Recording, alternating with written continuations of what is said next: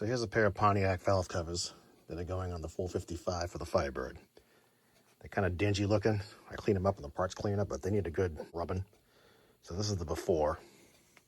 All I'm going to do is rub them with steel wool. That's it. And here's the after. After literally 5 minutes of rubbing time. I mean, there's a lot of marks and scratches and stuff in them. But look at the difference in shine. I didn't do this side, obviously. Wow. That's impressive. So for the hell of it, I tried this auto sol polish on it. I can't say it's any shinier. I mean, I don't know. I guess I have to look at the video again. I just don't think it made much difference. I think just the steel wool alone did the trick. Hard to believe, but I see it myself. For the hell of it, I went back over the first valve cover I shined up with steel wool. I used the auto sol on that, and it did make a difference. It's a little deeper.